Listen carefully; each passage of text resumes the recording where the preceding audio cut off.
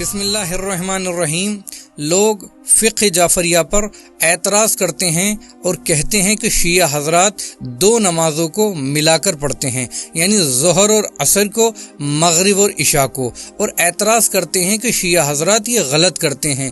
یہ وہی انسان اعتراض کر سکتا ہے کہ جس نے قرآن کو صحیح طریقے سے نہیں پڑھا، یا صرف اور صرف اس نے قرآن کو حفظ کیا ہے، رٹا ہے، لیکن قرآن میں غور و فکر نہیں کی، جبکہ پروردگار عالم قرآن مجید میں واضح طور پر اعلان کر چکا ہے کہ نماز کے اوقات صرف 3 ہیں، یعنی 5 نمازیں 3 اوقات میں پڑھی جائیں گی۔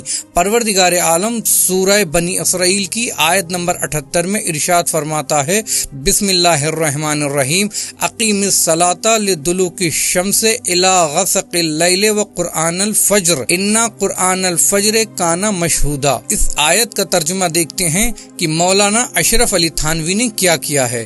وہ لکھتے ہیں کہ سورج کے ڈھلنے سے رات کے اندھیرے تک نماز پڑھا کرو، اور نماز صبح، کیونکہ نماز صبح پر گواہی ہے۔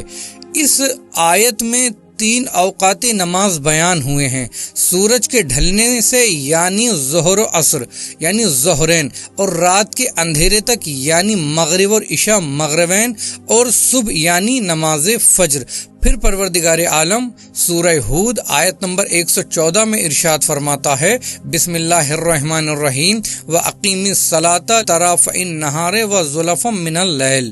نماز قائم کرو دن کے دونوں اطراف پر اور رات کی ابتدائی ساعتوں میں۔ اب ذرا یہ دیکھیں کہ اس آیت میں کیا ارشاد ہوا۔ اس آیت میں بھی 3 اوقات نماز بتائے گئے ہیں، دن کے دونوں اطراف یعنی دن کی پہلی طرف صبح جب نماز فجر پڑھی جاتی ہے، اور دن کی دوسری طرف یعنی جب نماز ظہرین پڑھی جاتی ہیں، اور رات کی ابتدائی ساعتوں میں یعنی مغربین کی نماز پڑھی جاتی ہیں۔